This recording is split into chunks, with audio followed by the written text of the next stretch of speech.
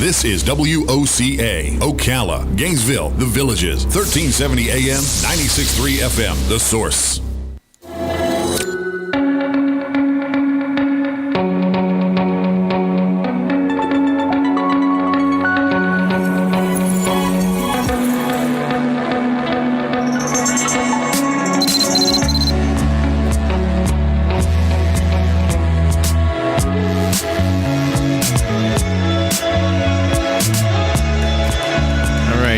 Thank you for tuning in. 24 minutes before 11 o'clock. We have another really great book that tells the story that you never heard, but you know some of the things about this. You might have heard of Dr. Jane Goodall and the work she did with chimpanzees. You might have even heard of the Gombe Stream National Park of Tanzania in East Africa. Do you know the whole story, though? Ruth Davis in 1969 was found dead in that area, and so that's always been a mystery. And so Dale Peterson has written about this. He is Dr. Goodall's biographer. He's a researcher and author. The book The Ghosts of Gombe is the title of the book that we're talking about right here. This is a true story. And I've always, whenever you see these specials about chimpanzees and people living with and interacting with chimpanzees, I often wonder, because we know what it's like to live and interact with a dog and a cat, right? Yeah. But I've often wondered if a chimpanzee is almost like being with another human being. Dale Peterson, this is going to be very interesting, and it's an honor to have you on our show. Good morning, sir. Well, thank you. Good morning, Larry. Where are you? Where are you calling from? I'm calling from Massachusetts, Boston area. Did you spend time with Dr. Goodall? Yes, I did. I've been to Gombe twice, and I've known Jane for 30 years. It's a long-term friendship, and of course, I wrote her biography, so that's another way of knowing somebody very, very well. Yeah. Mm-hmm. So what was that like? I mean, if we could talk about that before we get into the real deal with the book. Was living with chimpanzees similar to living with humans? Or is there a connection that surpasses what we have with dogs, for example? Well, I am a former dog owner and probably will be soon again. And I do love dogs, and I've been very close to my dogs. And chimpanzees, you can be closer because they're closer to human. They share a lot of our emotional systems, a lot of our understanding, a lot of our social signaling. And so that's part of the story, actually, of The Ghosts of Gombe, is the fact that 3 researchers who were supposedly researching the chimps developed actual friendships with them. Which you wouldn't imagine with a researcher studying an animal, but that's what happened. And it actually makes sense because, they look like us.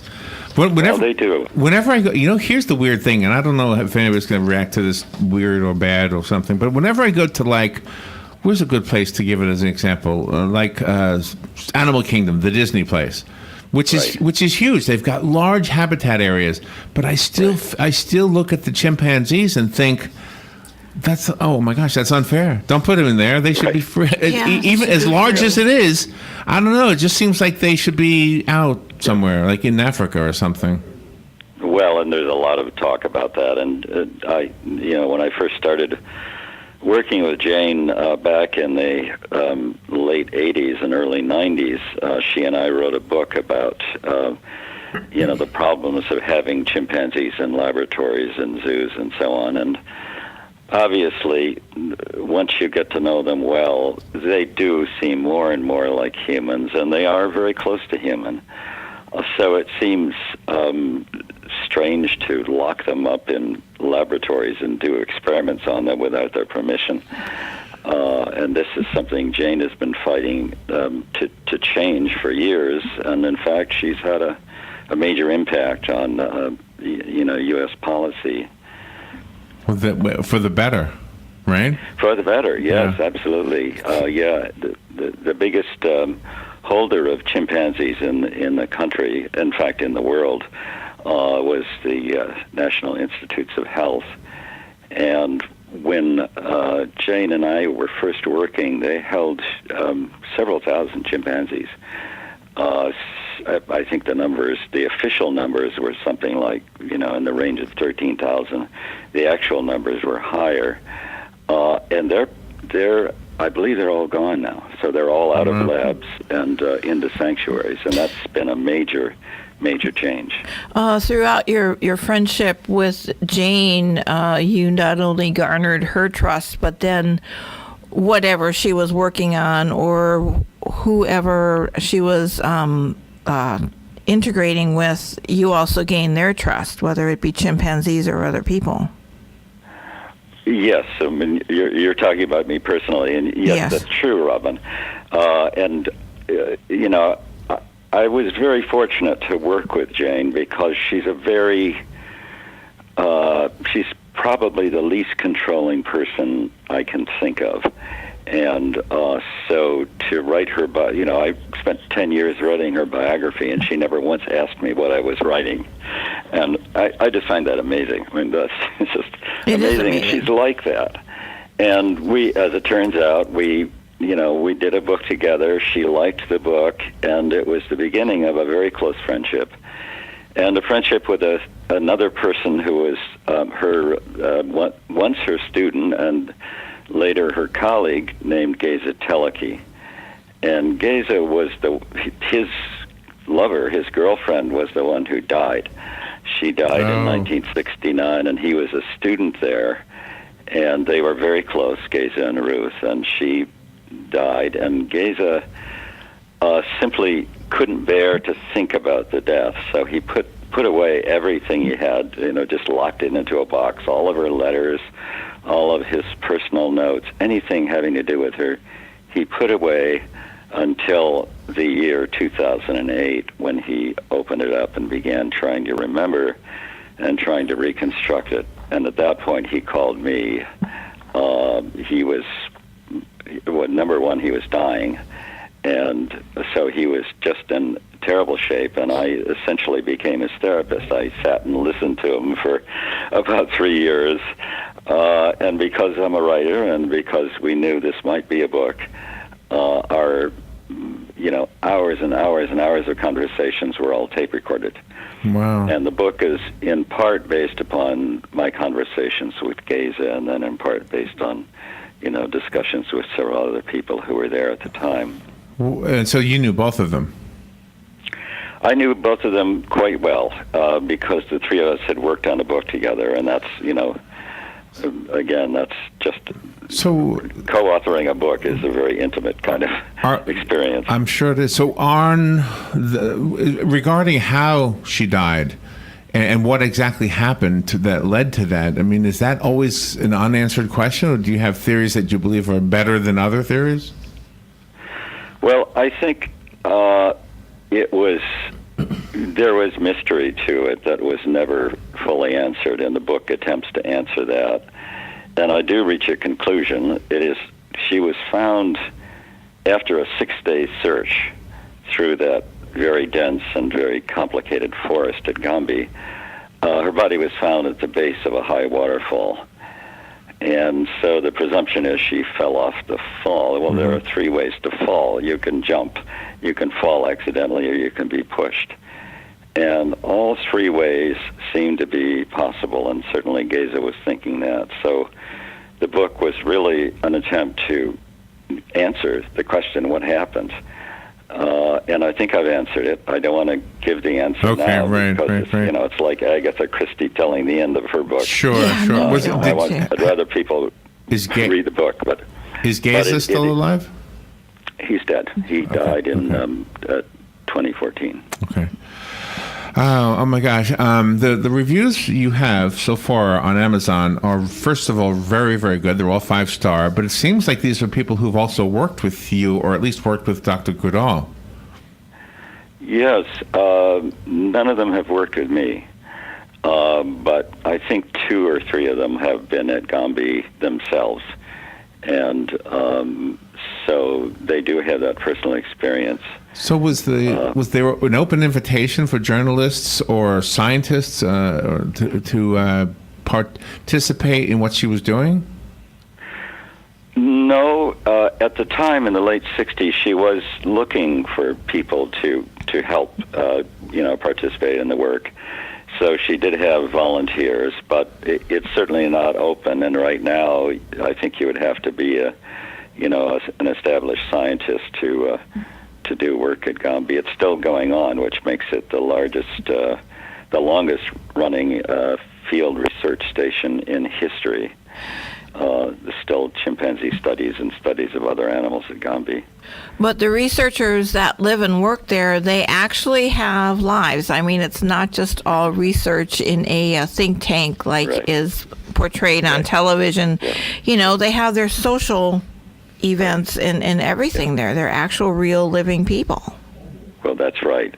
And thanks for bringing that up, Robin. As part of what I decided to do in the book was to give portraits of what was going on in a personal sense. So there are parts of the book that are a bit gossipy. There are some love affairs. There's a bit of marijuana smoking. And nobody's ever talked about that side of research. But here you have, a half dozen to a dozen young people living in great isolation, just a very remote place, and also a pretty high level of intimacy. And I think of it as something like a precursor to a flight to Mars. I hear what you're saying. Yeah. Do the things that we experience in those circumstances, in the presence of chimpanzees, I don't know, by osmosis or something, do the chimpanzees start doing the same thing, or do they already have in their culture falling in love, feeling jealous, even smoking? I mean, are there things in their culture that are already there, or did they adapt some of the human things that we think are uniquely human? I don't think they picked up any human things. They would come into the research station, and at the time there was a banana feeding operation, so they would come in to get bananas, and then they would just ignore the people, and they would go about their own lives and their own social lives. They really didn't seem to care very much about the people. Oh, okay. So there was no sense, I have no sense, that the chimpanzees did any sort of imitation of what the humans were doing. It was more that the humans were just, I think they sort of considered the humans like a harmless kind of a baboon sitting in the forest watching them. They knew that the humans wouldn't be aggressive towards them, and they knew that they were essentially just background. Really? So in that way, it is different than owning a dog, because a dog becomes part of the family. Right. I mean, there were, friendships that developed later on between humans and chimps, but again, I don't think they really altered the chimpanzee behavior. The friendships developed once the researchers started following the chimps into the forest, and then part of it was that it's impossible to follow a chimpanzee into a forest like the Gombe forest unless the chimpanzee allows you to, because they're so much stronger, so much more athletic, so much more agile, that a human simply can't follow them unless, again, if the chimp decides to, I'll let this person follow. And that's what happened, was the chimps had decided they actually preferred certain people. So certain people were able to follow certain chimps. And in that sense, there were these friendships that developed, with chimpanzee Hugh, who was known to be very aggressive and hostile towards people, eventually allowed Ruth to follow him. And so they really genuinely developed, and is there attachment. Any thinking that maybe a relationship with a chimp was part of her story, as far as how she ended up falling off the waterfall? Well, it's again, I'd like to leave that out of this interview. Yeah, okay. But certainly there were all kinds of dangers in the forest, including poisonous snakes and potentially chimpanzee behavior. and you know, chimpanzees are very powerful. And you have the not just the culture between the chimpanzee and the humans, but the different cultures of the humans as well, because they weren't all from America. They were from different countries, the researchers. Right, that's right. Yeah, that's right. And there were, and again, I say it's a bit like, you know, this flight to Mars.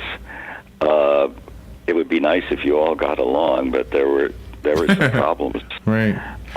Some serious problems, and some of them were, you know, just cultural.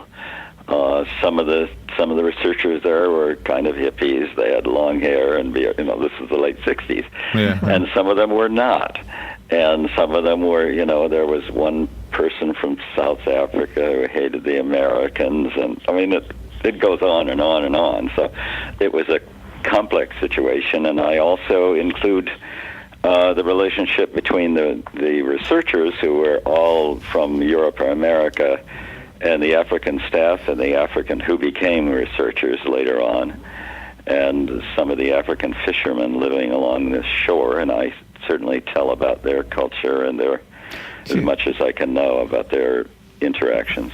Okay, Dale, I want to say something that might ruffle some feathers. I don't mean it to, but every once in a while I'll watch a film or read something about, like, what do you call them from the church, Robin, when they go to a mission, like a mission from a church. They'll go to another part of the world.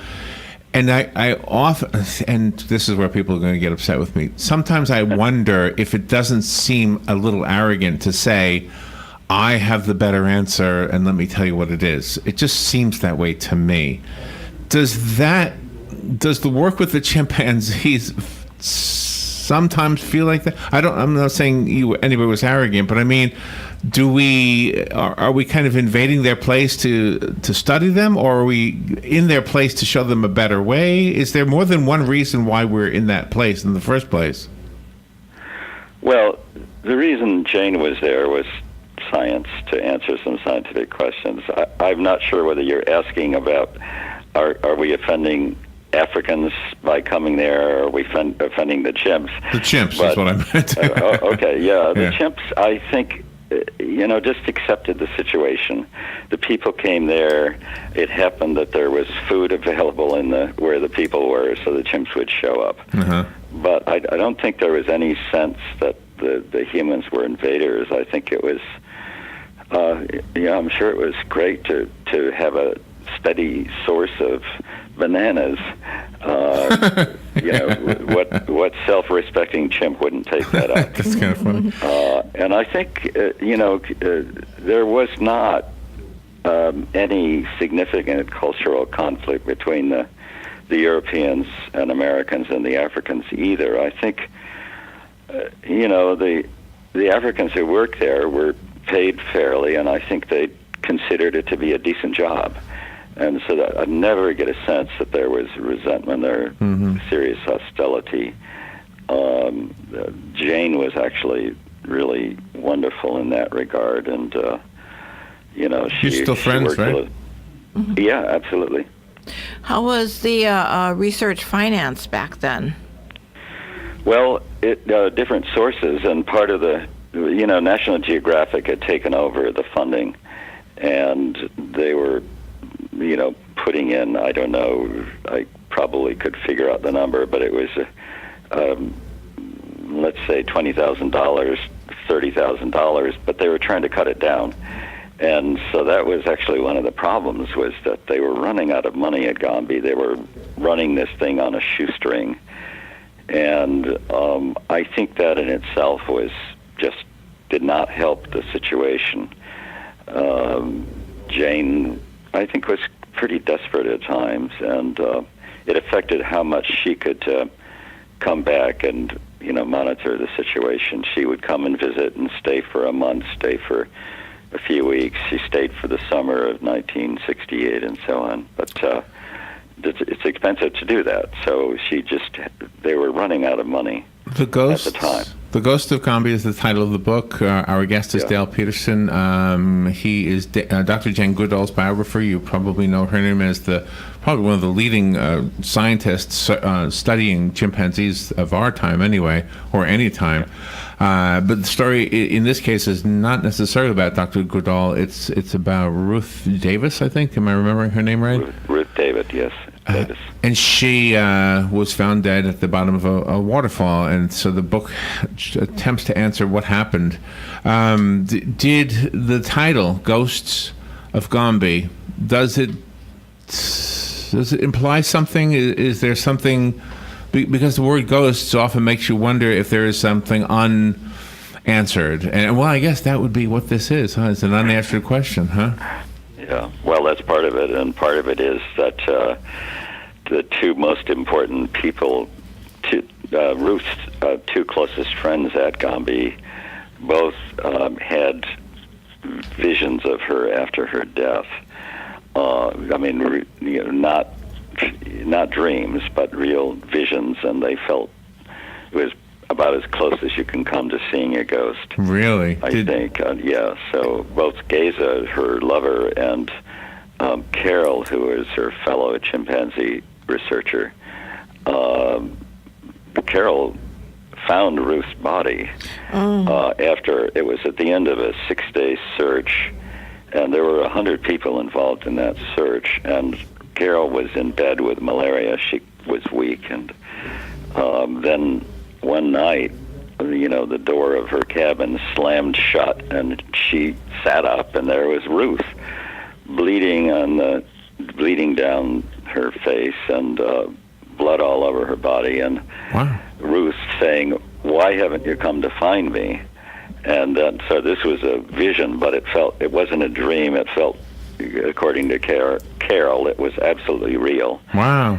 And shocking, and she got up out of her bed, and in spite of the fact that she was weak from malaria, she joined the search the next day, and she was the one out of the 100 searchers who found Ruth's body. Oh my gosh, that is an amazing story. Yeah. Wow. And did the visions happen after she was found? The body was found? Geza had a comparable vision once he started revisiting the story, which was in 2006. Wow. So he describes a similar thing happening. So it's part of the story. So did those visions or visits contribute to any conclusions that might have come to? I mean, did she give what happened? I'm sorry?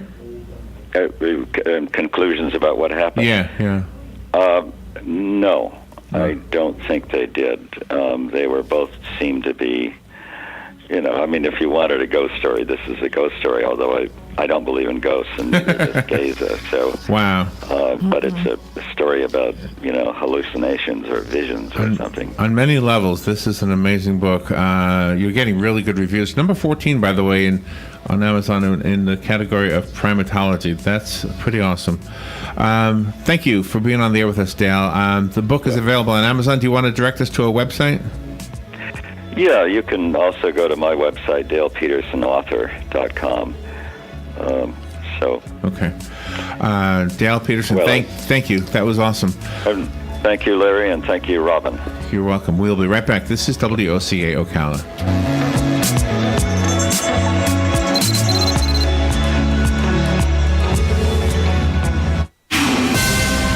This is a Fox News Alert. I'm Lillian Wu. President Trump says he is willing to speak to special counsel Robert Mueller.